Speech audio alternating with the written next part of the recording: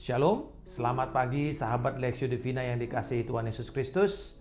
Selamat hari Minggu.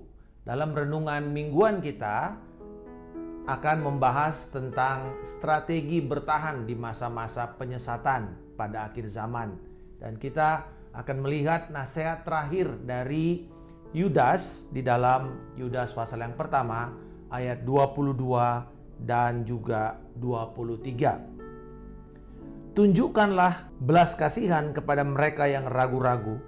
Selamatkanlah mereka dengan jalan merampas mereka dari api. Tetapi tunjukkanlah belas kasihan yang disertai ketakutan pada orang-orang lain juga. Dan bencilah pakaian mereka yang dicemarkan oleh keinginan-keinginan dosa. Kita berdoa. Bapa di surga, kami bersyukur untuk kebenaran-Mu pada hari ini. Kami percaya bahwa Engkau yang memberikan kepada kami perlindungan, strategi, bertahan, dan bahkan maju untuk membangun iman kami dan juga akan membawa kemuliaan kepada Engkau di dalam bumi ini. Dan berkatilah firman ini Tuhan menjadi kekuatan kepada kami dan anugerah untuk mentaatinya sehingga nama-Mu dipermuliakan. Di dalam nama Tuhan Yesus Kristus kami berdoa. Haleluya. Amin. Rampaslah mereka dari api. Seperti apa yang dikatakan oleh Yudas. Satu cara untuk kita menjangkau orang-orang yang berada di dalam penyesatan adalah merampas mereka dari api. Di dalam strategi bertahan yang terbaik, kalau di dalam olahraga, kita tahu ada yang mengatakan bahwa the best defense is to offense. Cara pertahanan yang terbaik adalah dengan menyerang. Dan sama dengan kita bertahan di dalam kesulitan penyesatan di akhir zaman dengan angin pengajaran dan guru-guru palsu, nabi-nabi palsu. Kita tahu bahwa cara terbaik orang percaya untuk bertahan dalam iman mereka sampai Tuhan datang atau maut menjemput mereka adalah dengan menjangkau, dengan melakukan secara proaktif, ofensif terhadap kekuatan-kekuatan si jahat. Kita tahu di sini bahwa gereja di dalam konteks ini sedang berada di dalam infiltrasi dari para guru-guru palsu, para penyusup, para teroris-teroris rohani. Sehingga bagaimana cara setiap orang harus bertahan. Karena kita tahu bahwa di dalam sejarah gereja setelah Yudas menulis ini, 25 tahun kemudian Yohanes menulis kepada jemaat-jemaat, 7 jemaat yang ada di wilayah Asia Kecil. Dan kita tahu di situ ada gereja yang jatuh walaupun mereka begitu kuat. Seperti Efesus diinfiltrasi oleh pengajar-pengajar Nikolaus. Lalu kemudian juga Sardis, Tiatira. Ini gereja-gereja yang hebat, Pergamum yang hebat, tetapi kemudian dihancurkan, gagal dan tidak ada lagi bekasnya bahkan sampai sekarang. Sangat menyedihkan sekali. Dan ini bisa terjadi bahkan juga kepada kita sekarang ini. Apa yang mungkin dibangun pada awalnya dengan visi yang hebat, visi yang besar, visi yang mulia, tetapi berjalannya waktu tanpa sadar disusupi oleh pengajar-pengajar yang palsu, akhirnya hancur, hilang, tidak berbekas sama sekali. Yudas memberikan 3 kelompok orang yang kita harus perhatikan. Yang pertama dikatakan orang yang ragu-ragu. Dan bagaimana kita memperlakukan orang yang ragu-ragu? Siapa orang ragu-ragu ini? Yang kedua adalah mereka yang sudah dikuasai atau disesatkan. Dan yang ketiga adalah mereka yang pakaiannya dicemarkan oleh keinginan-keinginan dosa. Yang pertama yaitu orang yang dibingungkan atau yang ragu-ragu. Firman Tuhan mengatakan di sini bahwa orang ragu-ragu ini adalah orang-orang yang bingung gitu. Kok bisa kayak gini? Kok ada ajaran kayak gini? Seringkali kita dengar ini di gereja. Mereka-mereka yang tidak tahu akan kebenaran, mereka tulus hati berjemaat, tetapi kemudian mereka tidak tahu bagaimana menghadapi orang-orang yang datang dengan manis mulut ini, dan mereka tidak sadar, tidak punya filter yang baik, sehingga mereka gampang sekali untuk dibelokkan, gampang sekali dituntun seperti orang bilang kerbau dicucuk hidung. Bahkan mereka mengeluarkan harta mereka untuk mendukung orang-orang seperti ini. Dan mereka tertipu bahkan juga dengan orang-orang yang ada, baik melalui sosial media, atau TV, atau radio, atau apa saja yang dipakai sebagai alat atau media mereka. Pada waktu keadaan seperti ini, bagaimana orang-orang yang dibingungkan ini, yang confused, yang doubt dikatakan, yang ragu-ragu ini, bisa diselamatkan? Dan kepada mereka, kita tidak bisa memotong mereka begitu saja, mengusir mereka begitu saja, atau saya tidak mau bergaul dengan kamu lagi, saya nggak mau main sama kamu lagi. Tetapi justru dikatakan di sini, kita harus memperlakukan mereka dengan belas kasihan. Mereka dibingungkan, mereka nggak tahu bagaimana untuk menyelesaikan keadaan mereka, nggak tahu bagaimana untuk memutuskan hubungan mereka dengan orang-orang yang mempengaruhi dengan pengajar-pengajar yang palsu ini. Dan dikatakan di sini, kita harus memperlihatkan belas kasihan kepada mereka. Justru kita perlu datang menjangkau mereka kembali. Perlu datang untuk duduk. Perlu mungkin waktu kita luangkan secara sengaja untuk melayani mereka, menjawab kebingungan mereka. Tidak nyaman, udah pasti. Karena kita gregetan gitu loh. Kok kamu nggak tahu sih ini sesuatu yang menyesatkan? Orang-orang yang sedang masuk di dalam penipuan seperti investasi-investasi online. Mereka tidak tahu, mereka tulus. Bahkan kadang-kadang yang menuntun mereka ini adalah orang-orang yang kelihatannya sangat rohani. Yang memberi pengaruh sama mereka untuk membuat mereka bisa menaruh investasi, itu adalah orang-orang yang cukup mereka segani. Dan bingung mereka. Dan ketika mereka bingung, bagaimana kita memperlakukan mereka? Dan firman Tuhan di sini mengatakan untuk kita menjangkau mereka ini dengan belas kasihan. Karena mereka masih relatif terbuka hati mereka. Dan kalau mereka terbuka, kita mesti segera cepat untuk menolong mereka, membawa mereka kembali kepada jalan yang benar. Kita menolong mereka untuk membuka mata mereka dan melihat kepada kebenaran, supaya mereka tidak menjadi korban dari agama-agama palsu, di dalam kepercayaan-kepercayaan palsu. Orang-orang yang sangat rentan ini yang justru terbuka hatinya ketika mereka bingung. Dan tanda-tandanya adalah ketika mereka mulai bertanya, aku bingung Pak, aku bingung Bu, aku tidak tahu apakah ini benar. Satu kali ada seorang yang mengirim saya video dan mengatakan, bagaimana dengan video ini Pak? Orang yang mengasihi Tuhan, yang sangat melayani, tapi kemudian kebingungan dengan orang yang mengirim, dan orang yang mengirim ini juga orang yang mendapatkan dari sumber yang kelihatannya valid, tetapi bukan hoax, tetapi pengajaran yang sangat menyesatkan. Dan puji Tuhan bahwa dengan jawaban yang sederhana, kembali kepada firman, meneguhkan dan mengatakan, wah terima kasih, saya mendapatkan keteguhan. Jadi di sini kita bisa melihat kepada orang-orang yang sangat rentan dan sudah mulai goyah iman mereka, mari datanglah dan berikanlah firman Tuhan.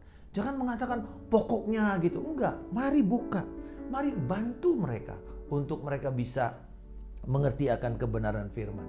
Nah yang kedua, nah ini yang gawat saudara, yaitu mereka yang sudah tergolong diyakinkan dengan ajaran-ajaran palsu ini, yang sudah masuk lebih dalam.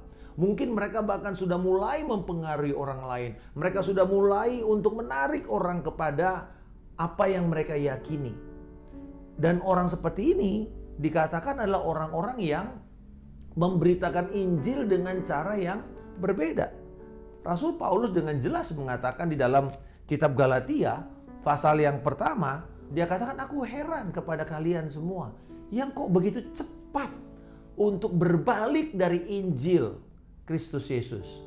Siapa yang mempengaruhi kamu, tetapi dipakai kata sebenarnya siapa yang menyirap, kalau bahasa Jawa, menyirap kamu. Siapa yang menghipnotis kamu? Siapa yang membuat kamu sepertinya kerbau dicucuk hidung, yang nunut aja apa yang dia katakan? Siapa mereka ini? Dan mereka ini dikatakan adalah masuk ke dalam wilayah Galatia. Mereka adalah para pengajar-pengajar Yudaisme yang menolak kekristenan yang sepenuhnya, dan mereka mulai masuk ke dalam gereja Tuhan untuk merusak iman mereka. Dan dikatakan oleh Rasul Paulus, tetapi sekalipun kami atau seorang malaikat dari sorga yang memberitakan kepada kamu satu Injil yang berbeda dengan Injil yang telah kami beritakan kepadamu, terkutuklah dia. Jadi Rasul Paulus jelas mengatakan tidak ada Injil lain kecuali Injil Yesus Kristus.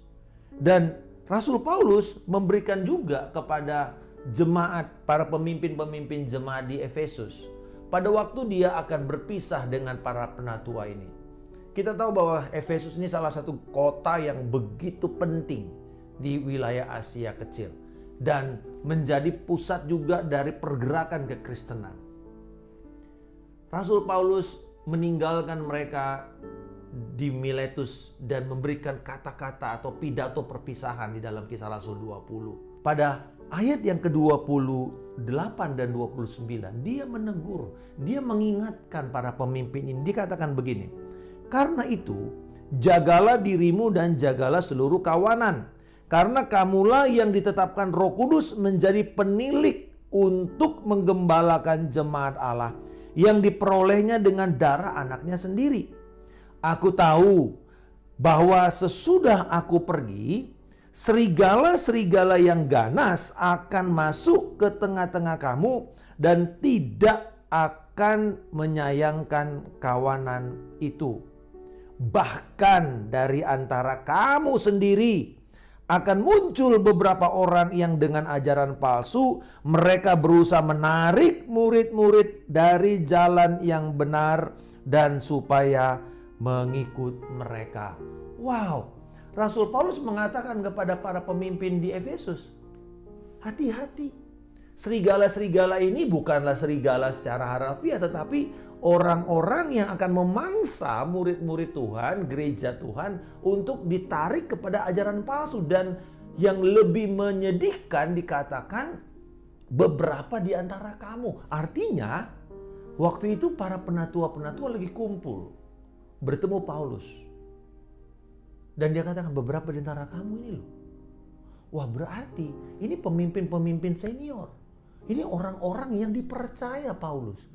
Apakah Paulus tidak percaya kepada mereka? Bukan. Tetapi Paulus mengingatkan bahwa tidak ada yang kebal.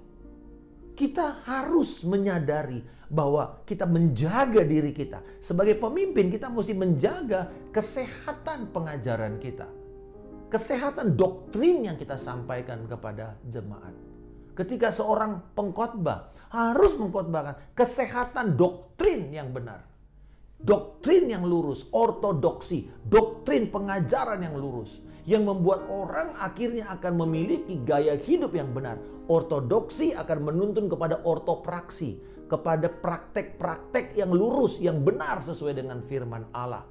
Jadi kita punya tanggung jawab menyelidiki firman ini dan tidak akan gampang untuk disesatkan.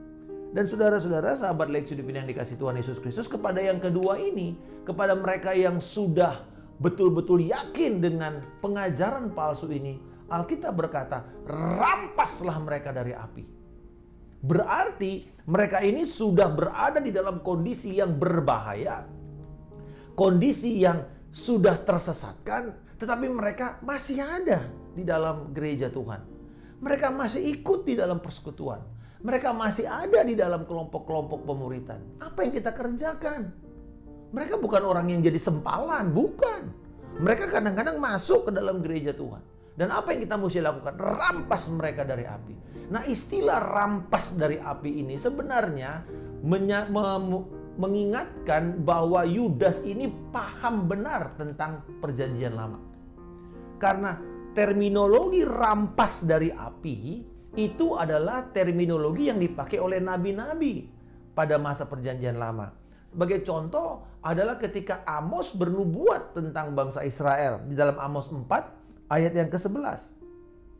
Aku telah menjungkir balikkan kota-kota di antara kamu seperti Allah menjungkir balikkan Sodom dan Gomora.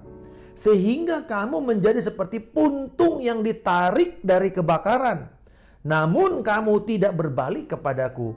Demikian firman Tuhan.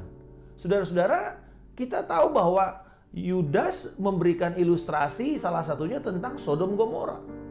Dan di sini dikatakan rampas mereka dari api. Ibarat bangsa Israel ketika ditegur Tuhan, dia bilang bahwa kamu kuangkat seperti puntung dari kobaran api. Puntung dari kebakaran. Dengan kata lain, Tuhan merampas bangsa Israel ini dari api penyesatan mereka. Dari api untuk mereka tidak akan dibinasakan, tidak akan dihakimi.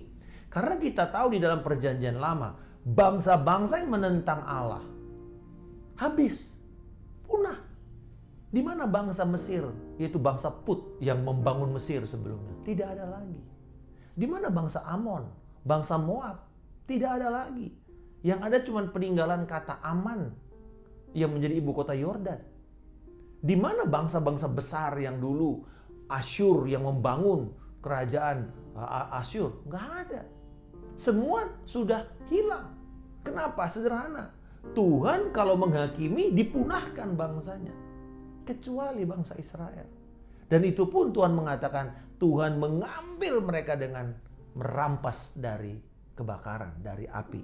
Ada upaya yang cukup keras. Take by force. Cukup keras untuk mengambil, untuk menyerang. Jadi di sini kita tidak bisa lagi sekedar bermain halus kepada penyesat-penyesat, kepada bidat-bidat yang sudah terang-terangan menentang Tritunggal yang Kudus, menentang Kristus Yesus sebagai Tuhan, menentang keilahian Allah, kesetaraan Kristus dengan Allah dan Roh Kudus. Kita harus dengan proaktif untuk mengatakan tidak. Tetapi kita harus juga diperlengkapi sehingga ketika mereka datang kita tidak kasar, tetapi kita datang dengan roh untuk menyerang pertahanan mereka.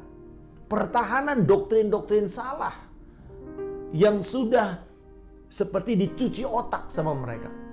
Dan mereka tahu bahwa ini kekeh. Oh, ajaran-ajaran palsu atau bidat-bidat itu kalau mereka mengindoktrinasi pengikutnya, itu sampai mereka merasa tidak ada lagi yang lain. Sampai kita mesti mengatakan, kamu lihat ini, ayat yang kamu pakai itu di luar konteks, tahu nggak? Kalau kita cuma pakai ayat dibalas dengan ayat, oh mereka lebih jago. Tetapi kalau saudara perlihatkan ayat yang mereka kutip ini, lalu kita buka konteks di atas dan di bawahnya, mereka pasti akan bilang, ups. Karena mereka nggak pernah berpikir akan berhadapan dengan orang yang mengerti konteks. Itu sebabnya kenapa saya mendorong kita semua untuk mempelajari firman dengan benar. Mengerti apa yang dimaksud. Ide apa yang dimaksud oleh teks tersebut. Jangan kita cuma ambil saja ayat itu. Lalu kita pakai sesuai dengan keinginan kita. Artinya rampas kita dengan sebuah keinginan yang kuat. Untuk kita mengambil mereka, memenangkan mereka. Tentu ini sesuatu yang tidak mudah. Akan banyak usaha kita. Tetapi ini worth it. Ini layak untuk mengambil mereka kembali. Yang ketiga di sini adalah kelompok yang kita sebut sebagai orang yang sudah komit. Kalau yang tadi, yang kedua ini dia diyakinkan, tetapi masih bisa untuk kita rampas.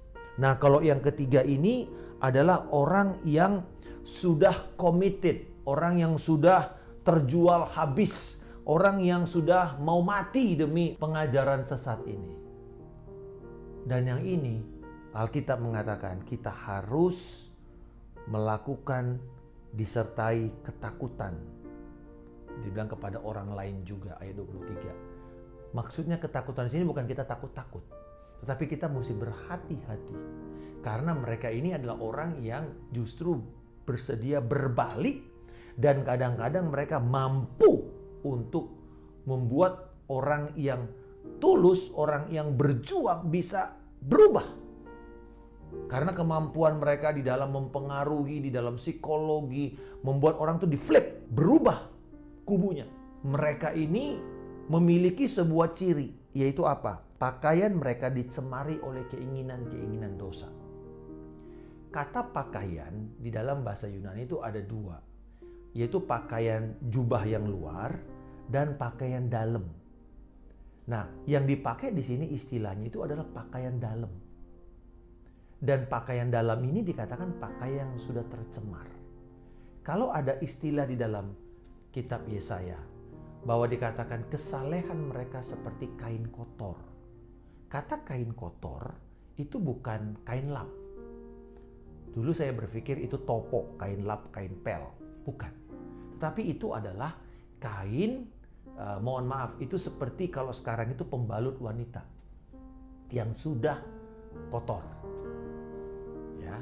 Nah, kalau dulu sebelum ada pembalut kan kita pakai kain, ya. Ibu-ibu, para wanita pakai kain. Tetapi menstrual cloth ini, ya, kain untuk mengambil darah-darah najis yang kotor dari pendarahan bulanan atau haid itu, itulah yang disebut sebagai najis. Kain yang tercemar.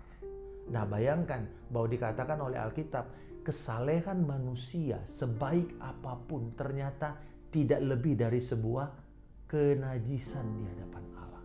Jijik Tuhan lihatnya, muak Tuhan lihatnya.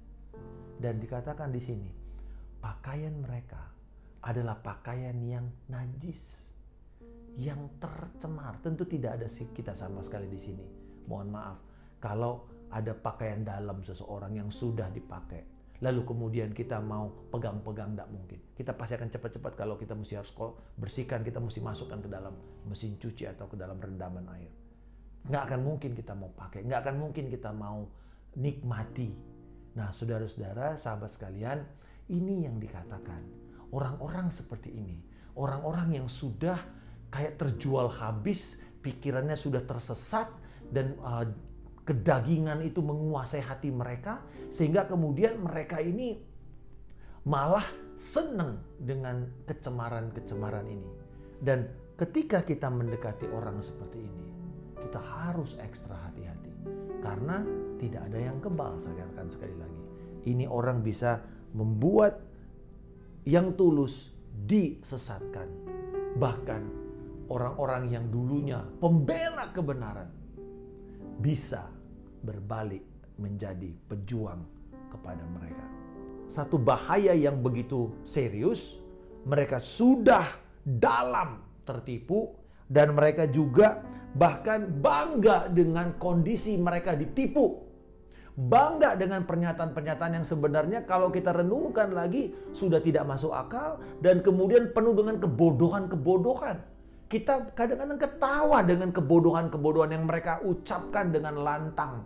Mungkin lewat media sosial, di Twitter, di Instagram, di Facebook. Mereka bikin video-video yang kemudian kita bilang, aduh ini kok bodoh banget ya pernyataan seperti ini. Tapi itulah yang terjadi. Mereka begitu yakin sekali dengan kebodohan dan dengan tipuan itu. Dan ini sudah sangat bersifat satanik. Kuasa yang datang adalah kuasa yang datang dari setan. Tujuan mereka adalah menyesatkan dengan murni. Dan kepada mereka seperti ini dikatakan bahwa hidup mereka sudah tercemar dengan kedagingan-kedagingan. Sehingga udah jelas baik pikiran mereka sudah terselewengkan. Tubuh mereka bahkan melakukan dosa itu sudah nggak punya lagi hati nurani. Mereka tipu sini, tipu sana, bohong sini, bohong sana, hoax sini, hoax sana. Mereka sudah tidak ada lagi merasa itu sesuatu yang salah. Mereka sudah sangat disesatkan. Dan firman Tuhan mengatakan, kalau kita sudah berhadapan dengan orang seperti ini, kita bisa tetap berupaya menjangkau. Tetapi dikatakan, kamu harus sadar, benci perbuatan mereka, benci pikiran-pikiran yang ada pada mereka. Tuhan tidak membenci orangnya, tapi Tuhan melawan pikiran-pikiran yang menyesatkan itu, tindakan-tindakan yang menyesatkan. Hari ini, sahabat sekalian, kita sudah melihat memang tidak mudah untuk kita melakukannya, tetapi tetap bisa. Saya dalam pengalaman ada satu orang yang sudah di dalam kelompok kedua ini cukup lama tersesat. Tetapi kemudian untuk itu saya perlu duduk begitu lama berdiskusi dengan dia. Berdiskusi, kadang-kadang orang bilang, kamu habiskan waktu. Saya bilang enggak. Dia layak karena dia tetap mengasihi Tuhan, tapi dia sedang tertipu. Nah, kalau yang orang-orang yang sudah dengan frontal, dia datang dengan tugas untuk menyesatkan orang, nah ini kita harus hadapi langsung.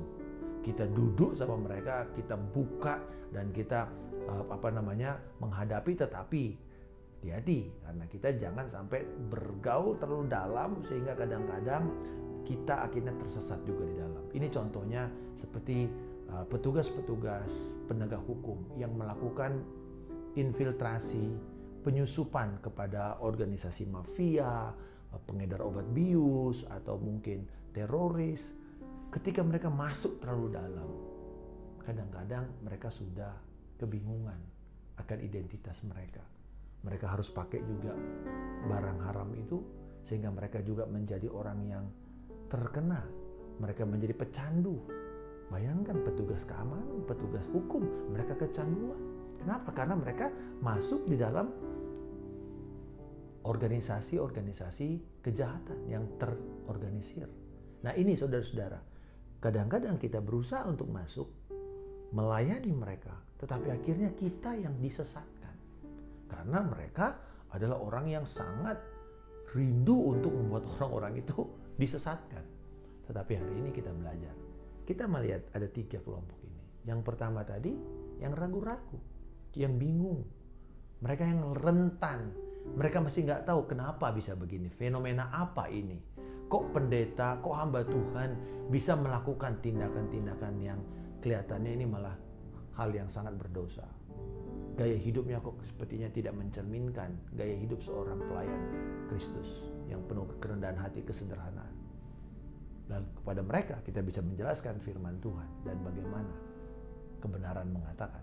Tetapi yang kedua adalah orang-orang yang sudah diyakinkan seperti merasa ini adalah jalan mereka, ini adalah jalan ninja mereka yang harus mereka perjuangkan. Tapi dengar, kita masih bisa rampas mereka dari api karena mereka masih mereka mau terbuka, tetapi kita perlu sebuah benteng yang kokoh, pertahanan yang kuat, firman yang tegas untuk bisa menyatakan kepada mereka. Kita mesti mampu juga menyingkapkan kebenaran kepada mereka dengan konteks yang benar. Tapi yang ketiga, orang-orang yang sudah komit kepada jalan ini, mau menjual hidup mereka, bahkan sudah membuat perjanjian darah dengan si setan, dengan iblis untuk menghancurkan semua manusia yang menjadi musuh doktrin mereka. Orang-orang seperti ini, Alkitab berkata kita harus berhati-hati. Dengan takut dan gentar kita waspada, tetapi kemudian kita juga harus menghadapi mereka dan membenci tindakan mereka, bukan orangnya. Karena seringkali orang-orang ini juga sudah dalam kondisi yang dipengaruhi oleh kuasa kegelapan. Seperti orang yang dihipnotis. Tapi kita bisa menyingkapkan. Oh, seringkali Roh Kudus mampu untuk membuka kepada mereka mata batin mereka. Dan mereka disadarkan kembali. Dan saya percaya bahwa Tuhan masih memberikan juga kesempatan kepada yang ketiga ini untuk bertobat dan kembali kepada Tuhan. Tapi kita harus hati-hati. Dan untuk itu, sahabat Leksio Divina yang dikasihi Tuhan Yesus Kristus, bila hari ini kita ada dan kita sedang mencintai Tuhan, baik, tetapi ada tugas kita. Kuasa Roh Kudus yang sudah dinyatakan kepada kita, tinggal pada kita. Kuasa yang sama ini memanggil kita untuk pergi, menjangkau, menyadarkan mereka yang kebingungan, merampas mereka yang dari api untuk kembali kepada Kristus, dan bahkan melawan semua para penyesat-penyesat ini dengan memberitakan secara aktif firman Tuhan. Sudahkah saudara pergi dan membawa Injil kepada orang sekitar saudara? Bersediakah saudara untuk bahkan menghadapi orang-orang yang kelihatannya sedang menyimpang dan saudara tidak putuskan hubungan itu, tapi membangun dengan sebuah kerelaan untuk pertobatan. Bapa di surga, kami bersyukur untuk hari yang Engkau berikan kepada kami. Hari yang begitu indah, hari Tuhan ini. Kami bersyukur untuk firman-Mu. Dan biarlah kekayaan firman-Mu ini Tuhan menusuk amat dalam hati kami dan memberikan pikiran kami tercerahkan. Tuhan, kami mengucap syukur untuk kebenaran-Mu ini yang menuntun kami untuk menjadi orang-orang yang setia. Untuk kami bisa menjangkau kembali orang-orang yang sedang kebingungan. Merampas mereka dari api orang-orang yang sudah mulai teryakinkan dengan agama dan ajaran palsu. Mereka yang bahkan sudah berniat untuk menghancurkan. Biarlah Tuhan dengan kehati-hatian dan kewaspadaan kami akan datang untuk membawa kebenaran dan membebaskan orang-orang ini.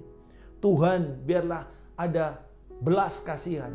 Tuhan, berikan kepada kami hati yang berbelas kasihan melihat mereka. Untuk kami tidak menghakimi mereka, tapi berbelas kasihan untuk membuat mereka kembali kepada kebenaran yang mereka terima pada waktu mereka menerima Yesus Kristus.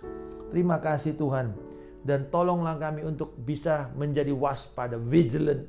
Bisa kami terus menerus Tuhan, awas dengan keadaan sekitar kami. Dan berjalan dengan kebenaran yang memerdekakan. Di dalam nama Tuhan Yesus Kristus, kami telah berdoa dan mengucap syukur. Haleluya. Amin. Salam kemenangan. Saya Pendeta Markus Simanjuntak.